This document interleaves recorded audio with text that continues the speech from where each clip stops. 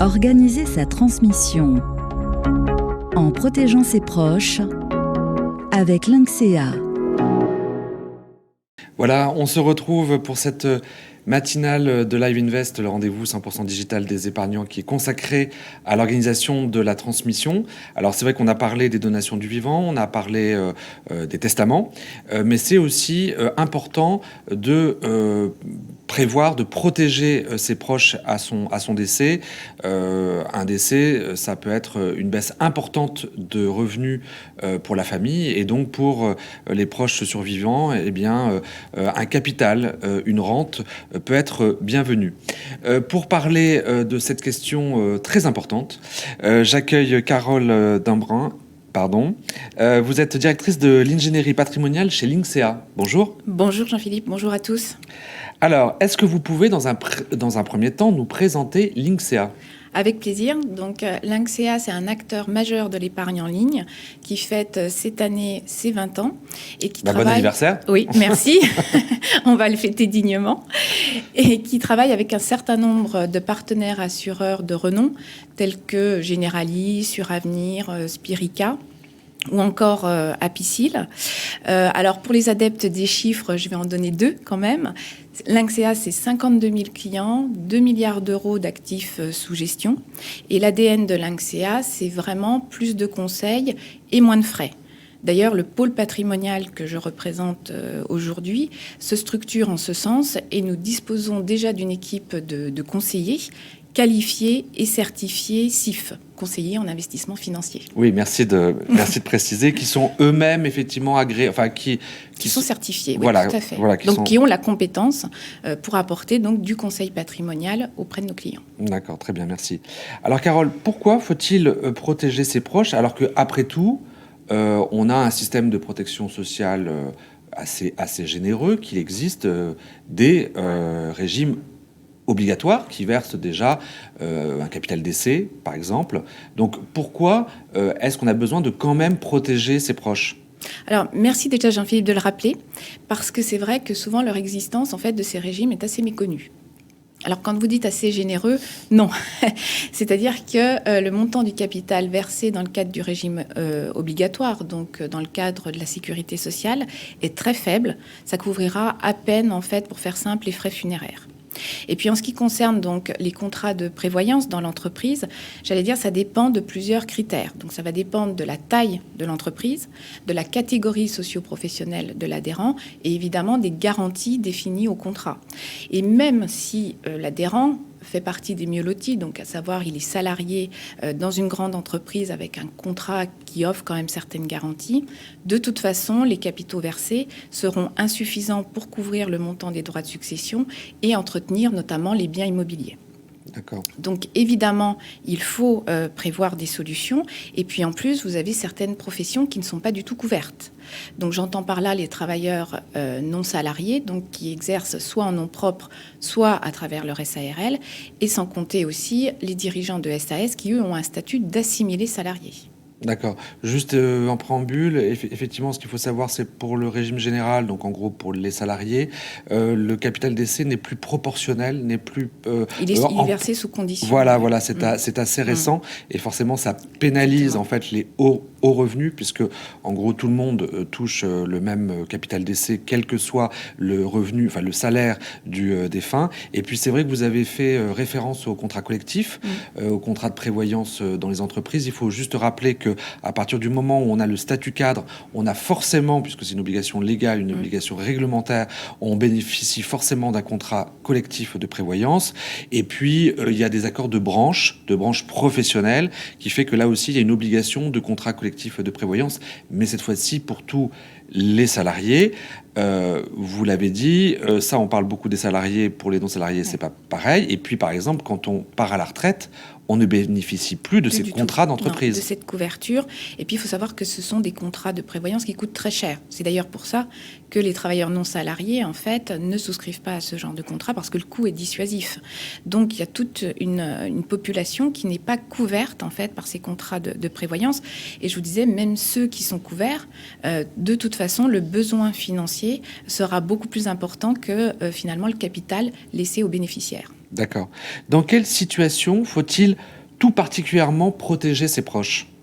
Alors, j'allais dire qu'il est bien évident que dès que le patrimoine atteint un certain montant, le besoin financier va être lui aussi très important et va se faire ressentir d'autant plus. Mais ce n'est pas qu'une question de montant de patrimoine. Je pense que ça va au-delà. Et la question est vraiment, en fait, une question de situation ou de problématiques. Donc j'entends par là, par exemple, quand on a des familles recomposées avec des enfants de différents lits, quand on a un enfant handicapé également, quand on a un conjoint qui a peu ou pas du tout travaillé, sans oublier justement les chefs d'entreprise, ou quand on a des situations qui comprennent un patrimoine privé et un patrimoine professionnel. Parce qu'on oublie souvent en fait que l'entreprise ou les parts de société sont des actifs taxables comme les autres en fait au regard des droits de succession. Et on dit souvent en fait que c'est pas parce que le chef d'entreprise est décédé que le téléphone s'arrête de sonner. J'entends par là que le lendemain du décès, il y a toujours peut-être des salariés à rémunérer, des fournisseurs à régler, des factures à payer. Et c'est pas parce qu'on est héritier qu'on a le pouvoir de gestion de l'entreprise. D'accord. Donc juste pour résumer, en fait, plus on a quand même de revenus, plus on a une situation familiale Atypique. un petit peu compliquée, on va dire, et plus on a intérêt à prévoir pour l'après, pour une fois qu'on est disparu. Effectivement, il y a ces situations spécifiques demandent vraiment une organisation en amont. Enfin, en tout cas, de s'interroger et effectivement de se poser quelques questions quand même. D'accord. Alors, une fois qu'on a pris conscience de l'importance de protéger ses proches, par quel contrat faut-il souscrire ? Alors avant, au risque d'enfoncer des portes ouvertes, pardonnez-moi, mais je souhaite rappeler que le décès d'un proche, c'est toujours une étape de vie. C'est toujours psychologiquement difficile et il y a beaucoup de choses à gérer.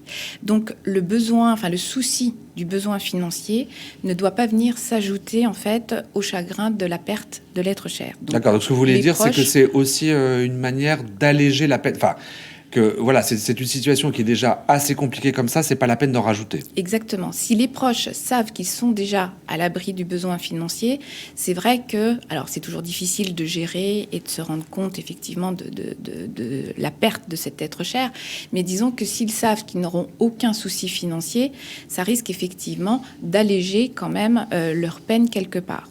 Donc il y a plusieurs solutions et notamment chez l'INCSEA, on préconise en fait des dispositions juridiques, de prendre des dispositions juridiques mêlées à des solutions assurantielles, parce que chacune des solutions vont avoir donc leurs avantages et leurs limites.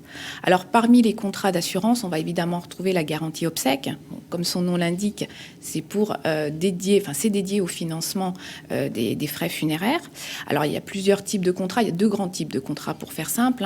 Vous avez la garantie obsèques à capital et la garantie obsèques à capital et prestations, où là on va conjuguer l'action d'un assureur avec une société en fait de pompes funèbres. Et en plus du versement d'un capital, le contrat permettra de choisir certaines options en fait obsèques qui seront définies à l'avance par l'assuré. Alors parmi les autres contrats, on va retrouver évidemment l'assurance décès. Donc là, l'idée, c'est de déterminer en amont en fait le besoin financier, le montant dont les bénéficiaires auront besoin. Donc il faudra faire un inventaire et effectivement se poser les bonnes questions. Et l'idée, c'est de dire, je souhaite que mes enfants touchent un capital, par exemple, de 100 000 € à mon décès.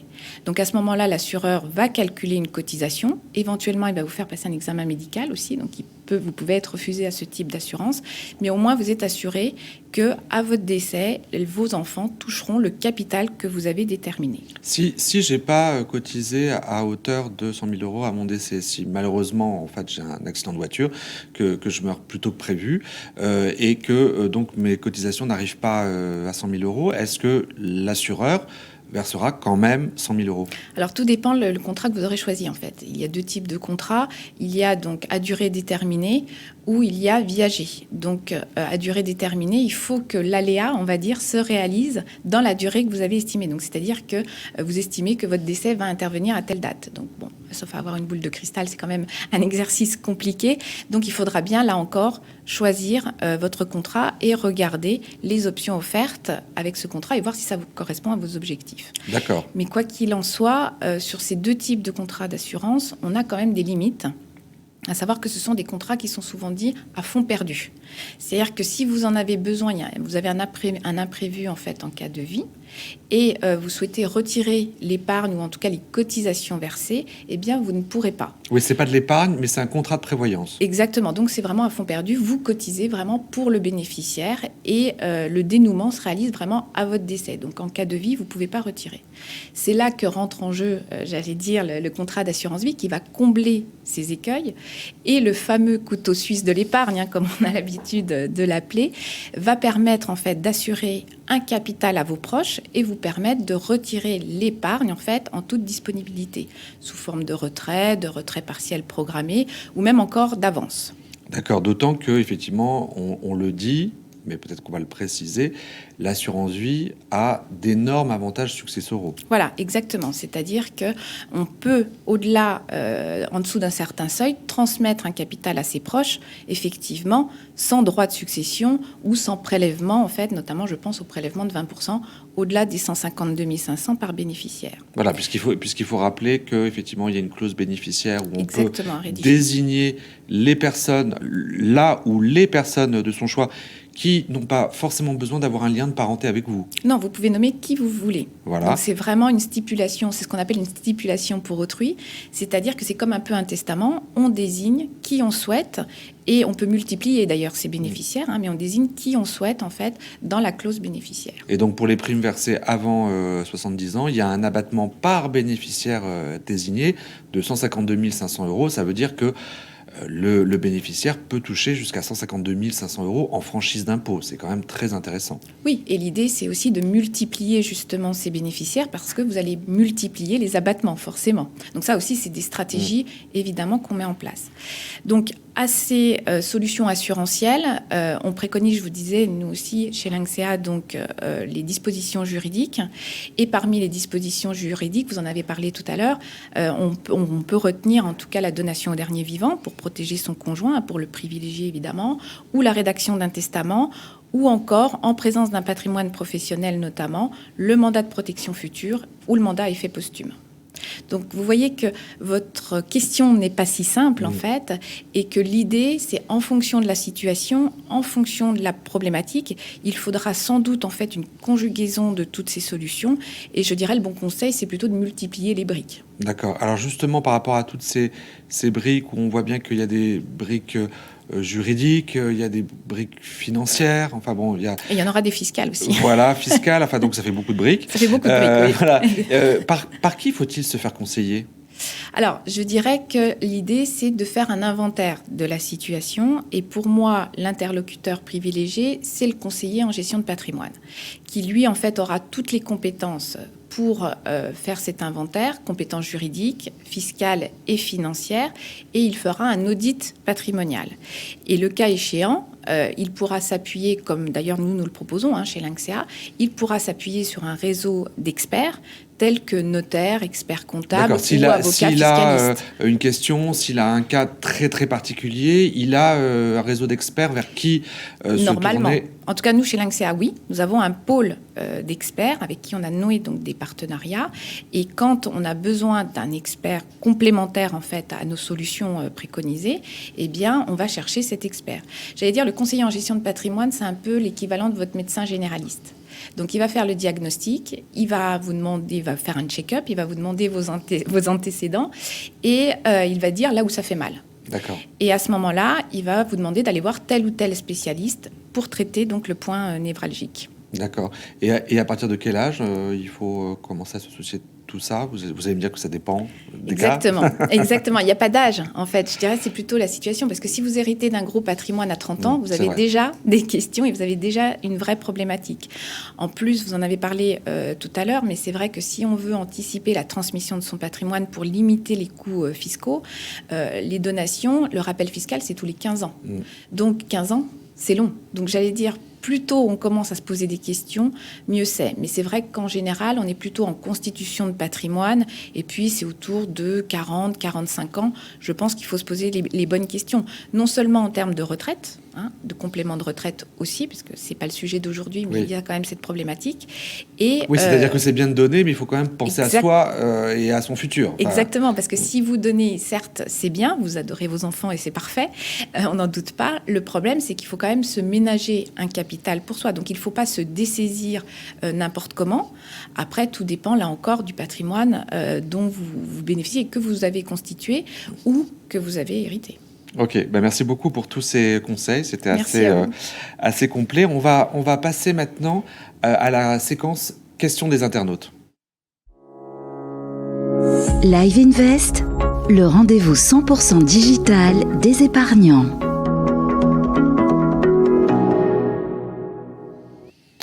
Oui, alors Carole, ce qu'il faut que vous sachiez, c'est qu'il y a 2 types de questions des internautes.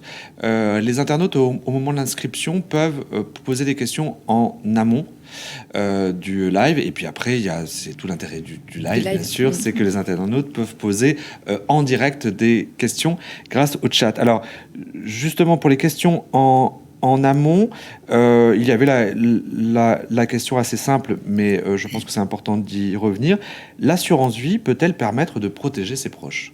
Eh bien oui, comme je vous l'ai dit, en fait, l'assurance vie, c'est vraiment le couteau suisse donc de l'épargne. Donc on peut se constituer en fait une épargne, verser régulièrement et faire des retraites pour soi. Donc ça peut être un pur produit, on va dire, de capitalisation, mais c'est aussi et surtout en cas de décès de pouvoir transmettre un capital à ses proches. Et comme on l'a dit, vous avez un abattement donc de 152 500 € et puis ensuite il y a un deuxième seuil, donc au-delà de 700 000 par bénéficiaire. Donc l'idée, c'est vraiment de multiplier les bénéficiaires, donc soit sur le même rang, ça peut être par exemple de privilégier quand même le conjoint, de mettre mon conjoint et mes enfants, donc on pourrait très bien mettre mes conjoints à hauteur de 70% ou 80% du capital, si vraiment l'idée c'est de laisser des capitaux d'abord au conjoint, et ensuite de mettre pour les 20 ou 30% restants, de dispatcher par parts égales entre les enfants. Donc ça peut être une première approche pour gratifier, j'allais dire, tout le monde au premier décès.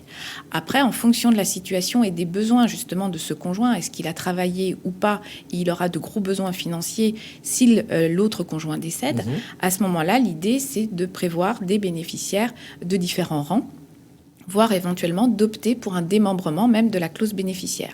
Donc il y a plein de solutions en fait avec cette rédaction de clause bénéficiaire et on doit vraiment s'attacher à bien rédiger cette clause. D'accord. Alors juste une petite précision aussi pour les primes qui sont versées après les 70 ans du souscripteur, l'abattement non seulement est commun, donc c'est-à-dire il est partagé entre tous les bénéficiaires à part égale, mais en plus il n'est pas de 152 500 €, mais de 30 500 €. Oui, et l'assiette de taxation est pas la même. C'est-à-dire que pour le 152 500 €, c'est la valeur de rachat qui va être prise en compte.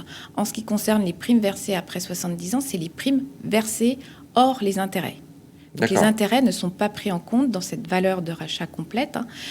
Donc l'abattement va s'appliquer seulement sur le montant des versements effectués. D'accord. De toute façon, c'est quand même moins avantageux après 70 ans qu'avant 70 ans, pour faire simple. Pour faire simple, oui. Maintenant, c'est pareil. J'allais dire, on peut le mettre en place parmi des stratégies parce que c'est moins intéressant que quoi ? C'est-à-dire que si vous laissez ces sommes-là sur votre compte courant, c'est l'intégralité, finalement, de votre compte courant qui va être taxée au regard des droits de succession. Alors que si vous le versez en assurance vie, finalement, vous aurez quand même bénéficié de cet abattement de 30 500 €. C'est vrai. Et si on a bien optimisé, j'allais dire, le reste de la succession, et c'est là où on a besoin d'un accompagnement en fait, ça veut dire que c'est les premières tranches du barème qui vont rentrer en ligne de compte.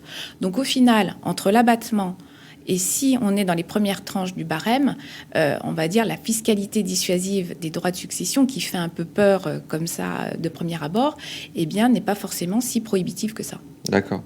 Comment bien rédiger une clause bénéficiaire ? Alors, ce que je vous disais, là encore, il faut s'attacher en fait les conseils d'un expert parce qu'on a plein de possibilités sur ces clauses et notamment de prévoir, pourquoi pas, je vous le disais tout à l'heure, le démembrement de la clause bénéficiaire, la répartition entre les différents bénéficiaires. Donc l'idée, c'est de multiplier éventuellement les bénéficiaires pour multiplier les abattements fiscaux, mais pas seulement. C'est-à-dire qu'on peut tout à fait également prévoir tout ce qui est renonciation. Parce que, c'est pas un scoop, je vous dirais que maintenant on hérite de plus en plus tard. Et c'est vrai qu'au moment du décès, on a souvent rédigé la clause standard. Enfin, on a choisi la clause standard qui est mon conjoint, à défaut mes enfants, à défaut mes héritiers légaux, pour faire simple. En fait, donc, la plupart des contrats intègrent une clause de bénéficiaire standard où effectivement c'est le conjoint survivant, et si le conjoint survivant est décédé, ce sont les enfants. Exactement. Mais justement, il y a la possibilité de changer cette clause standard, de la personnaliser. Exactement, ou de prévoir d'autres stratégies. C'est-à-dire que souvent, effectivement, on a choisi la clause standard, mais comme on hérite de plus en plus tard, le conjoint n'a pas forcément besoin des montants ou de la totalité des montants qui sont sur ce contrat-là. Et l'idée, c'est de passer à la deuxième génération, donc aux enfants, voire aux petits-enfants. Et si la clause est bien rédigée, on pourra prévoir une renonciation, pourquoi pas, du conjoint, en faveur donc des seconds bénéficiaires ou des autres bénéficiaires de premier rang qui auraient été logés sur cette clause bénéficiaire, qui auraient été désignés finalement en même temps que le conjoint. Et donc les capitaux auxquels le conjoint va renoncer, eh bien, va passer à la seconde génération, c'est-à-dire aux enfants, avec la fiscalité qu'on connaît, mais en tout cas, les sommes issues de ce contrat d'assurance vie ne vont pas se retrouver dans le capital donc, de ce conjoint survivant et ne risquent pas d'être de nouveau retaxées aux droits de succession. Donc c'est une forme de donation, si vous voulez, sans qu'on le dise finalement, mais c'est une des modalités aussi d'optimisation de la transmission de son patrimoine. Et pour que le conjoint ne soit pas trop pénalisé, on peut aussi décider de partager le bénéfice entre le conjoint survivant et les enfants. Il faut les mentionner en pourcentage, hein, c'est ça. Il faut pas le mentionner en euros, mais en pourcentage. Voilà, en pourcentage, ça c'est très bien, ou par parts égales. Alors j'allais dire attention, hein, par parts égales ou en pourcentage, juridiquement ça ne veut pas dire la même chose. Justement, en cas de renonciation, il faudra faire très attention parce que 50-50 ou par parts égales, on imagine que juridiquement c'est la même chose. Sauf que si on a mis par exemple le conjoint à hauteur de 50% et mes enfants à hauteur de par parts égales, 25-25, si le conjoint en fait souhaite renoncer et donner en fait pour ses enfants, eh bien si on a limité la part de capital en pourcentage au profit des enfants, donc 25-25, juridiquement l'assureur ne pourra pas verser la part du conjoint renonçant aux enfants. Donc il faudra aller chercher le bénéficiaire de second rang, sauf que souvent les bénéficiaires de second rang c'est mes héritiers légaux et du coup on va retomber sur les mêmes. Donc on tourne si vous voulez en rond et on va retourner sur mes héritiers légaux. Donc c'est les héritiers légaux au sens de la dévolution successorale. Et dans ce cas-là, qui seront les héritiers légaux au sens de la dévolution successorale? C'est mon conjoint, souvent en usufruit d'ailleurs, et mes enfants en nue propriété. Donc là, on va se retrouver même avec un démembrement sur les fonds qu'on n'aurait pas souhaité. Parce que le but, c'était quand même de donner des fonds pleine propriété aux enfants. Donc là, on n'a pas rempli en fait l'objectif. C'est pour ça qu'il faut bien s'attacher, en fait, les conseils d'un expert pour rédiger cette fameuse clause. D'accord. Une question des internautes sur le chat. Quelle est la limite du don manuel? Est-ce qu'il y a un pourcentage du patrimoine qu'on peut donner manuellement maximum par an? Alors, sur le don manuel, non, vous pouvez tout donner. Après, la limite, elle va être fiscale. Souvent, c'est ce qui fait mal au portefeuille, j'allais dire. Donc, il n'y a pas de limite. Mais peut-être que là, l'internaute veut parler plutôt du présent d'usage. Peut-être, je vous dis ce qui est... Mais effectivement, je pense que c'est très important peut-être d'expliquer ce qu'est le présent d'usage et ce qu'est le don manuel aussi. Alors, le don manuel, on va dire littéralement, c'est le don de la main à la main. Donc, dans l'ancien temps, on donnait de la main à la main. Donc, on a gardé, en fait, ce fameux historique. Donc, en fait, clairement, c'est tout sauf les dons immobiliers. Exactement. Ça peut être des valeurs mobilières ou de l'argent. Voilà. Ou des bijoux, ou une voiture, ou... Oui, enfin... Ça, il faut faire très attention parce que vous ne pouvez pas le déclarer comme on le souhaite. Donc, le don manuel, c'est précisément, on va dire, donc, des valeurs mobilières ou de l'argent. Donc, le don manuel, il peut être fait sous seing privé, c'est-à-dire vous avez un imprimé CERFA sur le site des impôts, donc vous n'êtes pas obligé d'aller voir un notaire, il suffit de l'enregistrer auprès de l'administration fiscale et votre don est bien enregistré. Sachant que le don doit être enregistré par le donataire, donc celui qui reçoit, et les droits, normalement, sont à payer par ce fameux donataire. Alors, sachant qu'il y a quand même une tolérance fiscale de la part de l'administration, où le donateur, donc celui qui donne, peut prendre en charge les frais de donation, les droits de donation, sans que ce soit compris comme une donation supplémentaire. Et ça, c'est un vrai avantage aussi de la donation par rapport à la succession, parce que forcément, la succession, malheureusement, le défunt, il est mort, donc il ne va pas pouvoir prendre en charge les droits de succession de ses héritiers. En revanche, effectivement, le donateur peut payer les droits de succession dont est assujetti le donataire. Exactement. Donc c'est un vrai avantage. Et encore, j'allais dire là, on le dit comme ça, mais sur certains actifs qui peuvent être donnés, alors je vais un peu dévier, mais notamment sur l'entreprise, vous avez même une réduction encore de droits de 50% si vous donnez les parts de votre entreprise. Donc c'est un avantage supplémentaire par rapport à la succession. Mais c'est vraiment fait justement pour faciliter les transmissions et même, j'allais dire, pour pousser les donateurs en fait à transmettre à l'autre génération. D'accord. Donc là, Carole, on a parlé des dons manuels. Qu'est-ce que ça veut dire, ces présents d'usage ? Alors, le présent d'usage, c'est un cadeau. D'accord ? Donc, quelle est la limite du cadeau et du don ? C'est toujours la question qu'on se pose. Alors, l'administration fiscale ne nous donne pas de véritable définition. Donc, on navigue, on va dire, en eau un peu floue, un peu trouble. Mais on m'a dit que la jurisprudence disait qu'en gros, il ne faut pas que ça soit 2% du patrimoine et des revenus du donateur. Alors, il n'y a rien d'inscrit. Alors après, effectivement, on peut se baser sur la jurisprudence et c'est comme ça qu'on arrive, bon an, mal an, à trouver certaines limites. Malgré tout, déjà, le présent d'usage, c'est un cadeau. Donc un cadeau, ça intervient à un événement particulier. Donc, Noël, anniversaire, le bac, le permis de conduire, un diplôme, les fiançailles, le mariage, le baptême. Voilà. Donc déjà, on doit avoir un événement particulier. Donc ça veut dire qu'on ne peut pas avoir un virement tous les mois, par exemple. Ça, c'est pas envisageable et ça ne pourra pas être considéré comme un présent d'usage. Il faut que la somme, en fait, soit raisonnable parce que quand vous faites un cadeau, vous n'allez pas vous mettre en situation de surendettement. Et ce que nous dit l'administration fiscale, c'est que ce présent d'usage doit être en rapport avec votre patrimoine. Donc, on n'a pas de montant. Donc, si vous avez un patrimoine de 10 millions d'euros et que vous offrez à votre fils une Ferrari, j'allais dire pourquoi pas ? Ça peut tout à fait s'envisager. Maintenant, si vous lui offrez une Ferrari alors que vous êtes sans activité professionnelle et que vous avez du mal à joindre les deux bouts en fin de mois, ça va être difficilement requalifiable en présent d'usage. Donc, en fait, j'allais dire, tout est une question de mesure. C'est comme tout, et tout est une question de mesure et de rester effectivement dans à peu près cette norme. D'accord. Donc, en sachant que le grand intérêt du présent d'usage, on a oublié de le dire, c'est qu'il n'est pas soumis au droit de donation, puisque voilà, ni de donation ni de succession. Voilà, puisque c'est pas considéré comme un don, pas comme une donation. Il y a une question d'un internaute qui va vous faire plaisir. Comment trouver un agent Linksea ? Eh bien, il suffit de nous appeler. Vous pouvez nous trouver facilement en ligne. On est un acteur majeur de l'épargne en ligne. Donc, je pense que vous n'aurez aucune difficulté pour nous trouver, pour trouver notre numéro de téléphone sur Internet. Ok. Une question, cette fois-ci, qui a été posée en amont. Quelle est la différence entre le contrat de capitalisation et l'assurance vie ? Oui, question très intéressante, parce qu'effectivement, on connaît très bien le contrat d'assurance vie. C'est quand même le placement préféré des Français, il faut le rappeler. Mais le contrat de capitalisation, beaucoup moins. Pourtant, c'est son petit cousin. C'est-à-dire que d'un point de vue, on va dire, épargne, il fonctionne de la même manière, pour faire simple, que le contrat d'assurance vie. Donc, vous avez la même fiscalité que l'assurance vie en cas de retrait. Là où il y a une grosse différence, c'est sur l'aspect successoral. À savoir que l'assurance vie, comme on l'a dit et rappelé, vous allez désigner un bénéficiaire et c'est surtout hors droit de succession. Le contrat de capitalisation, en revanche, est un actif qui est taxable au regard des droits de succession. Alors donc, c'est vrai que quand vous dites ça, on se dit que c'est moins intéressant. Effectivement. Mais non. Mais il y a des fois où non. Exactement. Il y a quand même un gros avantage à ce fameux contrat de capitalisation, c'est que, effectivement, d'un point de vue successoral, il va intégrer la masse taxable comme tout autre actif et être taxé au regard des droits de succession. Le gros avantage du contrat de capitalisation, c'est qu'il ne se dénoue pas donc au décès du souscripteur. Donc déjà, il peut s'hériter. D'ailleurs, il s'hérite.